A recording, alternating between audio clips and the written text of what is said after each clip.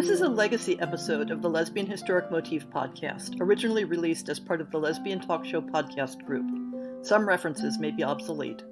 The show looks at lesbian-relevant themes in history and literature, has interviews and discussions about current historical fiction with queer female characters, including fantastic versions of the past, and presents new original historical fiction for your enjoyment.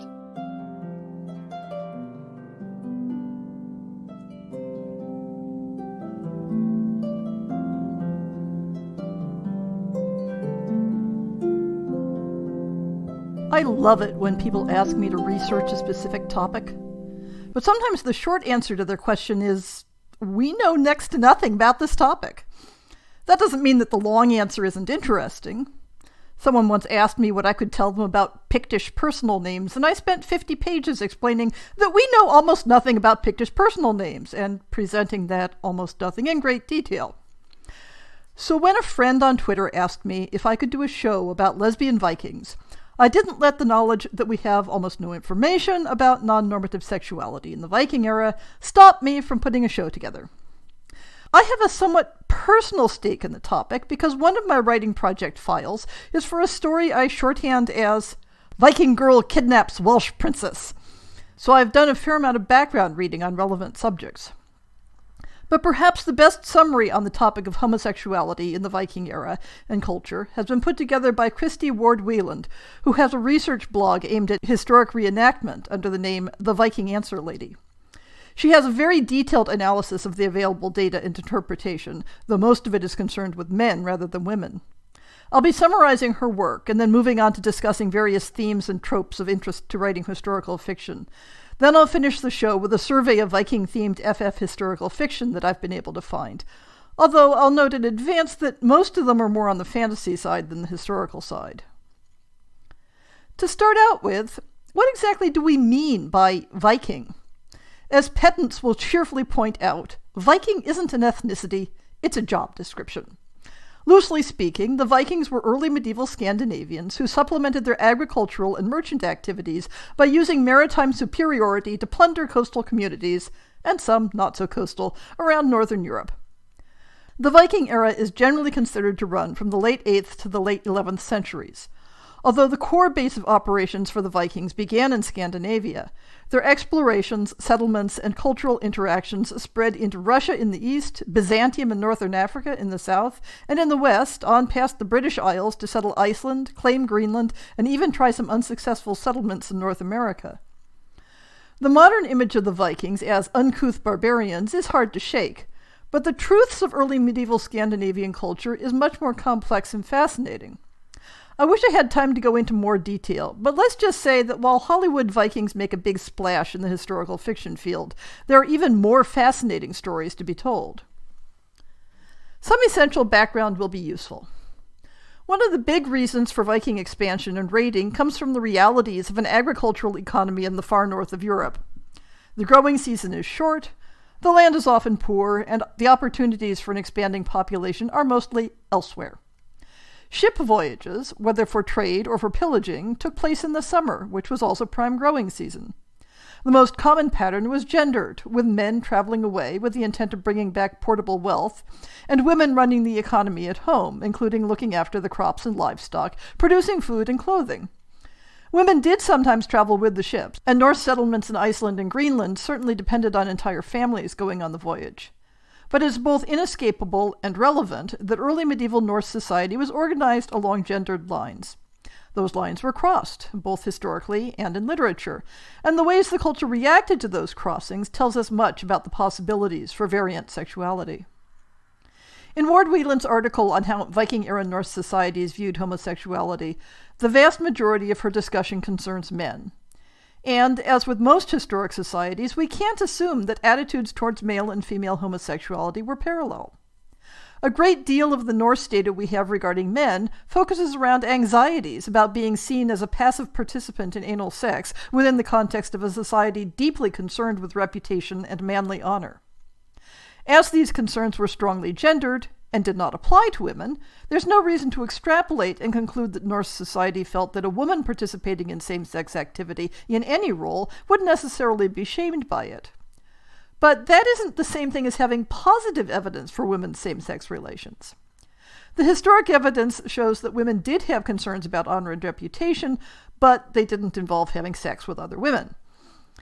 In terms of direct, overt references to women's homosexuality, we're pretty much limited to one late 12th century Icelandic penitential manual, which included a penance for, quote, women who satisfy each other sexually, end quote, which is assigned the same penance as adultery or bestiality.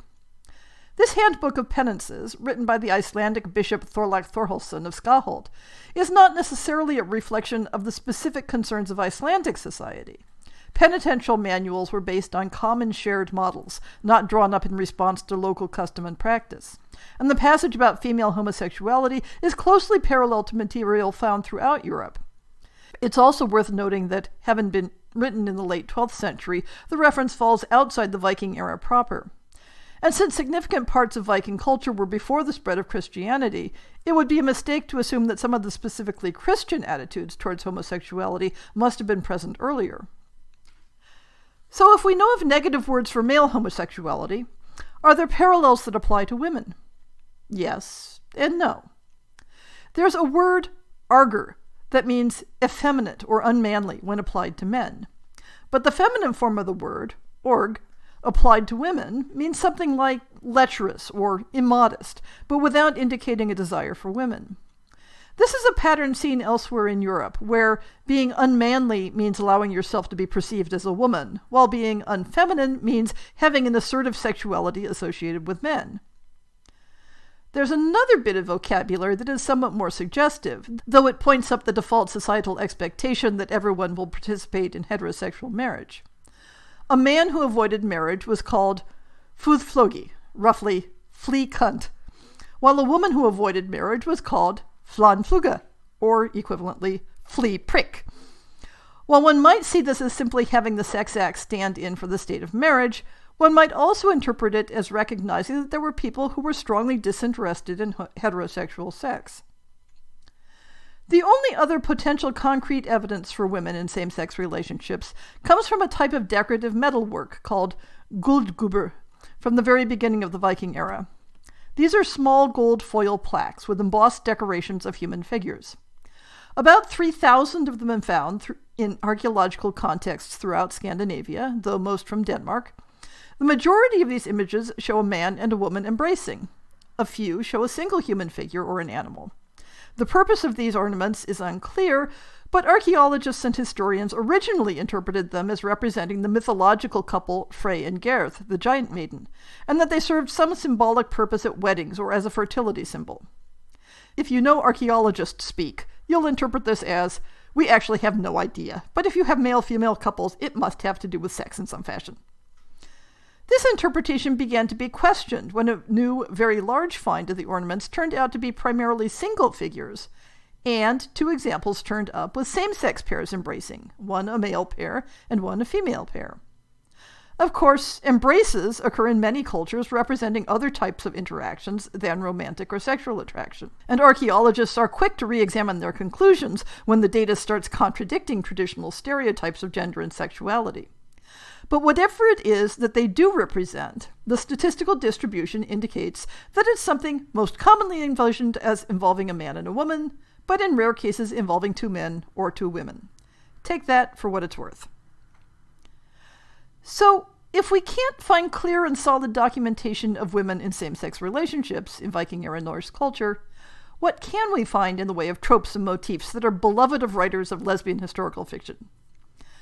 I want to be clear here that the following discussion isn't in any way evidence of lesbian relationships. It's examples of story building blocks that one might use to construct a story about lesbian Vikings that integrates with historical fact.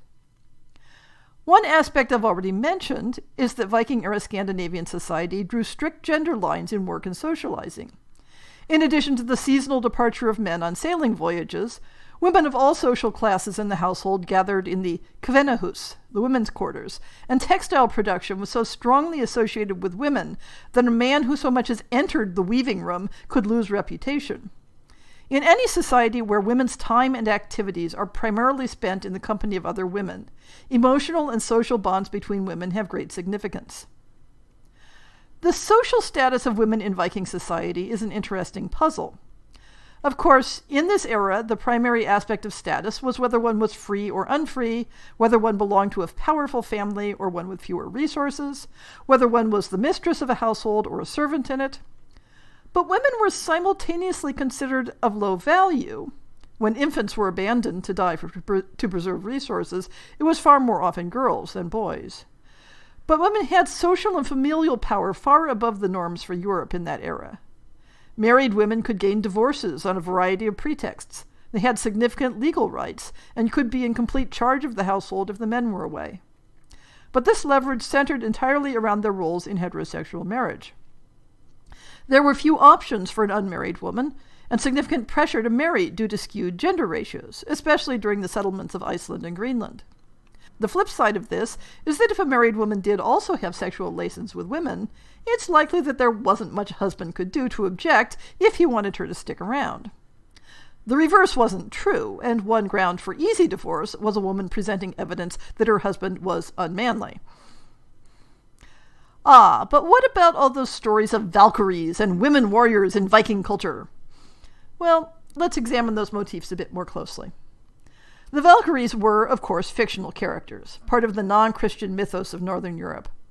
Perhaps more interesting is the genre of cross-gender saga characters that Carol Clover discusses in her article, Maiden Warriors and Other Sons. These are stories in which female characters take up arms and sometimes a complete male identity in order to carry out a quest or take vengeance on an enemy. We need to keep in mind that fictional depictions aren't necessarily a useful guide to actual historic behavior. Since we've already moved into the imagining fictional stories part of this podcast, I won't harp on that too much, except to note that one collection of medieval Icelandic laws, whose earliest texts date to the 10th century, specifically prohibit a woman from wearing male clothing, from cutting her hair like a man, from bearing arms, or in general behaving like a man, although sexual behavior is not specifically mentioned. There are references in the sagas to types of garments that were considered effeminate enough to bring shame on a man if he wore them, though this seems to be a matter of style rather than of entire female-coded garments. And as I've noted previously, the misogynistic nature of early Norse society means that male and female experiences aren't comparable. But conversely, if a society sets up laws that are that specifically explicit, it means, firstly, that they could imagine women wearing male clothing, cutting their hair like men, and bearing arms, and in general behaving like a man. And secondly, that this idea made them anxious enough to have laws against it. It isn't actual proof that women were actually doing those things, but it's proof that they could imagine doing so. The cross-gender stories that Clover talks about set up a context that may well reflect a real-life exception to these prohibitions that she calls the maiden warrior motif, as exemplified by the character of Hervor in Hervara Saga og Hedrix, which lays out the characteristic context for this particular version of the warrior woman motif. The outline of Hervor's story, which is complex and part of a much longer family saga, identifies her as the only and posthumous child of the warrior Angantyr. Raised by her mother's family, she gravitates towards weapons rather than women's work. She is as strong as a man, and trained herself more with bow and shield and sword than with needlework and embroidery. In other words, a classic case of not like other girls. But it isn't until she is taunted with her father's identity and the facts of his death that she puts on male garments and sets off to avenge him, taking up the profession of robber as a first step. The text has her say, "I will swiftly take linen headgear from off my hair before I hasten away. Much rests on it. When morning comes, let cloak and kirtle be cut for me." She tells her mother, "As quick as you can, equip me in all ways as you would your son, taking the gear and weapons of a man." She both does and does not pass as male. For the most part, she is accepted as a man, but there is one episode where she's involved in an altercation with a comrade that comes close to a duel, when their host takes the other man aside and tells him that he wouldn't get any glory if he defeated his opponent because he suspected Hervor was actually a woman. As a fictional motif, this tells us several different things. That a woman was expected to be able to pass as a male successfully for the most part, and that someone in authority might be willing to accept that passing even if he suspected the truth. Eventually, Hervor decides to seek out her father's grave to retrieve his sword, because it's important to avenge one's father with the ancestral sword. In her travels, she joins and becomes leader of a band of Vikings, eventually accomplishing her quest, during which she debates her father's ghost, in verse no less, for the right to claim the sword. After this, she continues having masculine-style adventures until eventually settling down to marriage and motherhood. This is a key point in all the Norse cross-gender sagas. They are, above all, family sagas, the story of a lineage, often being told by people who claim descent from the characters. This means that the literary genre has little place for a central female character who does not eventually marry a man and produce children. Clover situates this story as part of a tradition involving women who are the sole representative of a lineage. Hervor was an only child, and her father's brothers all perished with him, and who therefore are expected to play a son's part, whether to avenge a father or simply to continue that lineage, with the son's role exemplified by characteristically masculine activities, especially martial ones. It's worth reviewing a catalog of other examples of this motif to see some of the variations. Skavi, in the legendary Eddas, takes up armor and weapons to go to Asgard to avenge her father. Thornbjörg, in the saga of Hrolf Gautrikson, is the only child of a king of Sweden who takes up martial activities in childhood, defending the choice as justified because due to the lack of siblings. When Thornbjörg's father provides lands and followers, Thornbjörg takes on a male name and dress to reign as a king. Thornbjörg's very deliberate and insistent masculine performance strongly suggests interpretation as transgender rather than as a temporary gender disguise. This is emphasized by the central theme of the story where Hrolf, after whom the saga is named, is challenged to prove his manhood by forcibly marrying Thornbjörg. Ladgertha appears in the legendary histories of Saxo Grammaticus as the sole surviving child of the dead king of Norway. Ladgertha and a group of female companions all put on male dress and take up weapons for protection. In the context of the story, Ladgertha is not depicted as trying to disguise her gender, although people who saw her in battle assumed she was male until they saw her long flowing hair.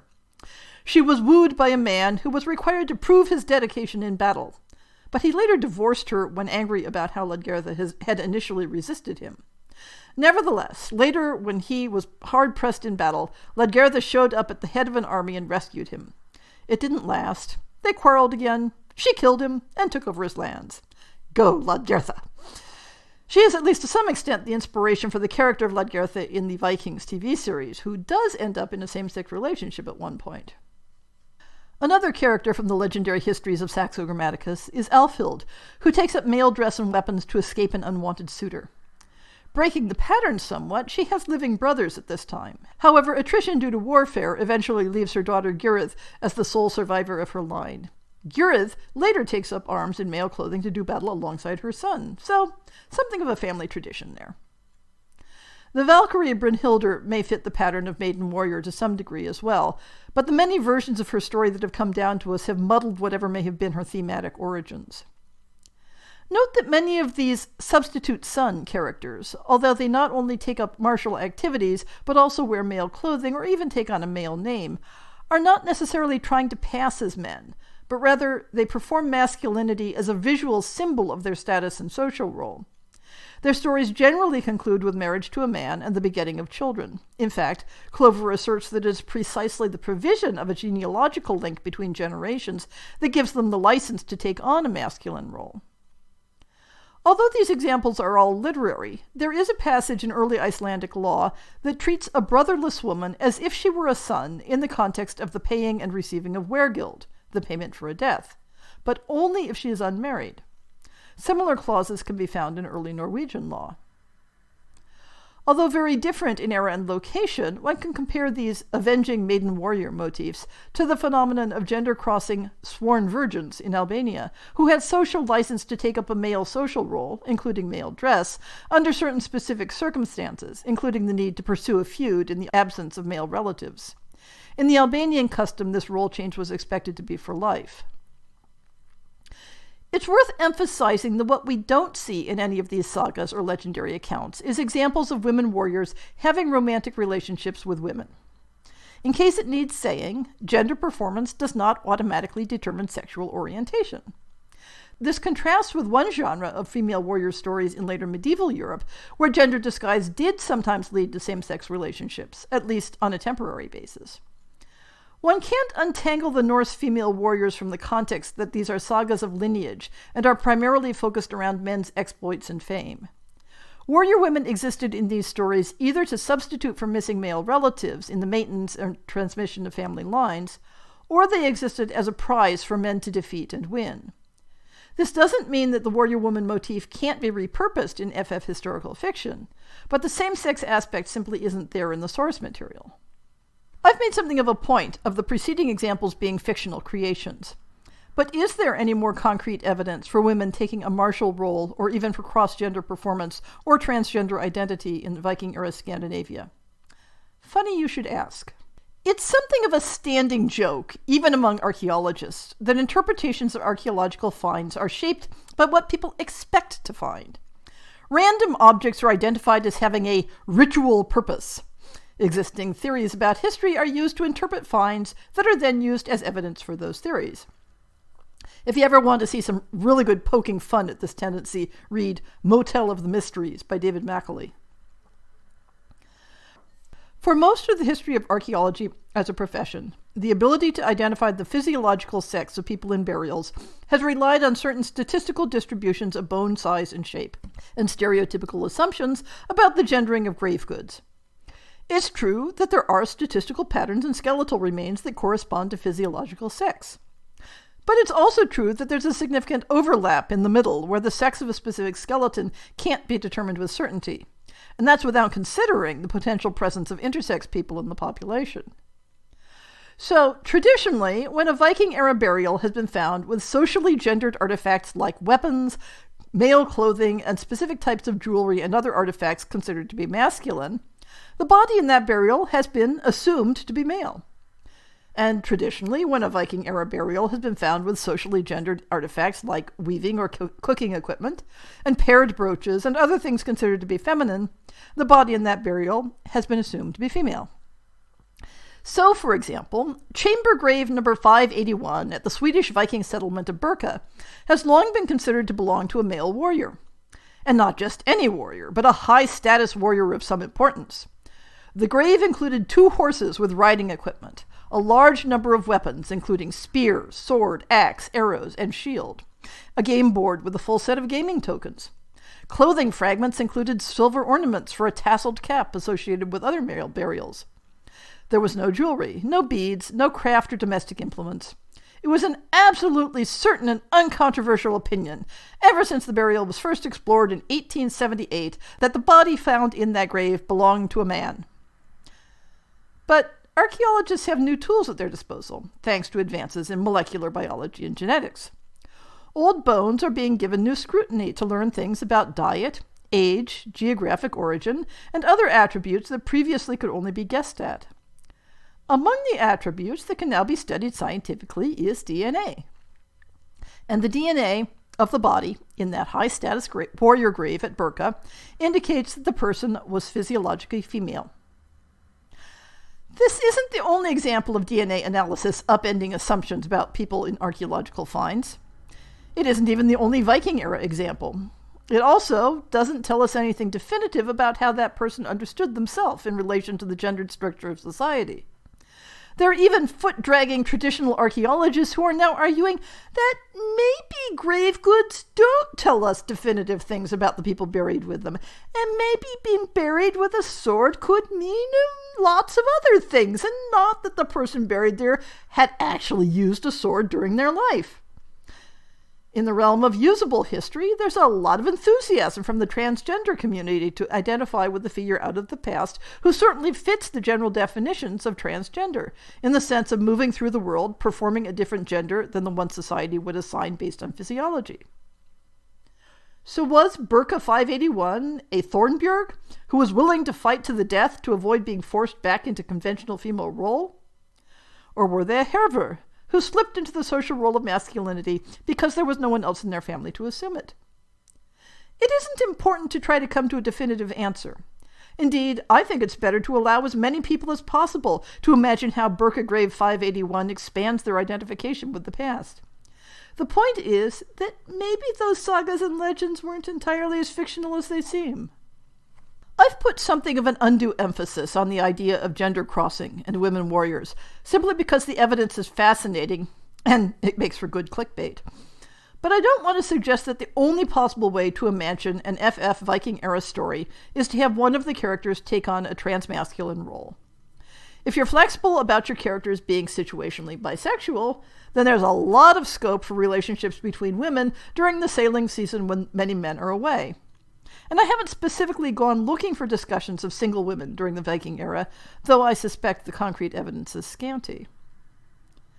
There were types of magic practiced in pre-Christian Norse society that were specific to women, specific enough that it was shameful for men to practice them, while other types of magic were more associated with men. While the topic is too complex to get into here, this gender segregation of magical practices offers the same opportunities for framing a story within a woman-only space that the textile crafts do on a more everyday basis. And given the significance and amount of labor women spent on textile production, as well as the necessary teamwork for many aspects of it, that's another activity that provides an excellent context for developing women's relationships for a story. The point is that it's quite possible to construct stories about women's relationships in early Norse society that aren't driven by transgressing gender roles. It is true, however, that the majority of Norse-themed FF stories that I was able to find do set up one character as taking on a male social role in some way. So let's move on to considering some of those stories. I crowdsourced suggestions on Twitter and various Facebook groups and divvied the results up into 4 general categories. Stories presented as being set in ordinary history, historical settings with some fantasy elements, Norse elements appearing in what is essentially a secondary world setting, and mythological stories. I did filter out a few where there didn't seem to be any actual Norse elements in the story except for a character being presented as a Viking. I haven't actually read the vast majority of the stories listed here, but I have looked at the available previews to get a sense of the content and style.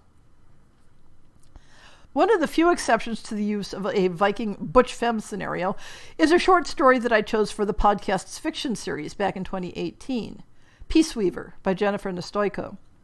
The story explores a second-chance romance between 2 women who have outlived family responsibilities and are reunited after being pulled apart by duty. It's loosely inspired by some of the characters in Beowulf. The rest of the stories in the Ordinary History group all involve at least one warrior woman. Natalie Debrabandier's Thera's Promise involves a rather ahistorical lack of gendered expectations for occupations. In a 9th century Norse settlement in Scotland, Thera has been raised as a Viking warrior. Frustrated by her brother's refusal to take her seriously, she becomes the student and lover of Kari, a woman who leads a neighboring clan. But their 2 families have a bitter history and there is conflict in their future. The writing is basically competent, although the prose style is a little weak. The available excerpt gets us up to the first sex scene, so it's hard to evaluate what the plot to erotics ratio is going to be. That ratio doesn't seem to be in doubt for Taken by the Shield Maiden by Echo Stardust, which is subtitled A Bawdy Tale of Lust. This book seems to take the closest parallel to the usual plot of straight Viking romances, with the beautiful Viking raider Gunhilda kidnapping an innocent young nun from a convent who, of course, reluctantly succumbs to her captor's charms. It's pretty clear from the available excerpt that this is a bare minimum of story to set up a lot of sex scenes. The writing is fairly awkward and needs some basic editing, but if that's what you're here for, it's here for you. The next title turned up when I was searching in the Amazon category Viking Romance, and is in German. There doesn't appear to be an English edition. This is Ra, Dein Leben vor meinem, or Your Life Before Mine, by Jolene Walker. It's set in the late 8th century, when Una, a princess of the Franks and war leader, is sent to make a marriage of alliance with a Norse leader. Her husband provides her with a warrior woman, Skadi, as a bodyguard, and the 2 find their hearts in conflict with their loyalties. My German isn't up to evaluating the nuances of writing style, but the prose looks fairly solid and interesting. So if you're interested in tackling a German text, this one might be rewarding to try. Moving outside the realm of books, the TV series Vikings includes an FF encounter between the main female lead, Lodgertha, and a woman named Astrid. Lodgertha is clearly inspired by the figure of Lodgertha in historic literature. I don't know how prominent or lasting the relationship is in the series, and Wikipedia indicates that their sex scene was censored in the US release of the series. The next several stories have a recognizable real-world Norse setting, but introduce some fantasy elements. Julia Ember has written a pair of linked but independent books, The Seafarer's Kiss and The Navigator's Touch. Both featured the shield maiden Ragna, who is on a quest to avenge her family's murder. The fantasy elements come in the form of the mermaid who falls in love with her and then aids her in her quest, and the intervention of the Norse gods in human affairs. The writing is solid. The combination of the significant presence of the fantasy elements and the isolated nature of the settings pull the stories away from being deeply grounded in everyday history. Books are marketed as young adult, and my impression is that there is romance but not significant sexual content. Another entry in this category is The Northland Saga by Dallas Jessica Owen, featuring 2 books, Wolf and Raven and The Last Shaman. They pair Ingrid, a woman warrior, and Kari, the village shaman, who must face and overcome magical enemies or their world will perish. The writing is competent, if not particularly compelling, but the historic grounding feels weak to me in a way that's common to many of these books, as if the setting is based on third-hand rumors of what Viking culture was like, with a big dose of Hollywood movies. When taking the look and feel of Norse culture and embedding it in a setting that is clearly not our world, there's less expectation of more than a passing connection to history. Barbara Ann Wright's Thrall Beyond Gold and Glory is clearly inspired by motifs from Viking and other Northern European cultures, without an expectation that will align closely. Instead, it's all about the sailing and raiding with no need to situate an FF relationship within a specific historic context. The writing in this one is quite good. My last category is works with a Norse mythological setting. In other words, stories about gods and heroes rather than about ordinary people. The first example, according to Report, weaves a historic mythological story with a present-day one. This is The Amber Necklace by Alex Piet, involving a character who appears to be an incarnation of the goddess Freya and her romance with a contemporary journalist. I'm not sure that I'd class this as a particularly historic work, even with that background, but the themes are there. And my last example, for a shift in medium, is the graphic novel series Heathen by Natasha Altericki, which follows the adventures of a warrior woman who takes on the gods of Asgard with the help of some female pirates and a Valkyrie or 2.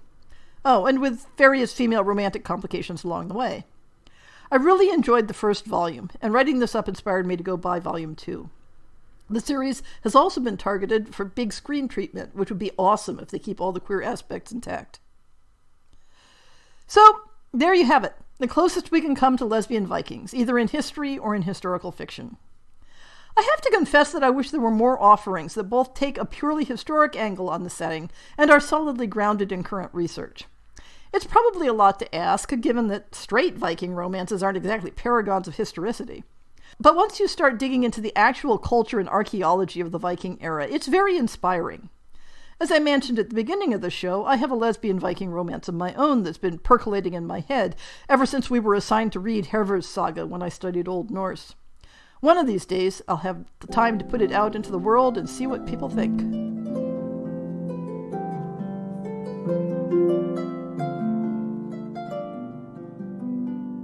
I hope you've enjoyed this episode of the Lesbian Historic Motif Podcast.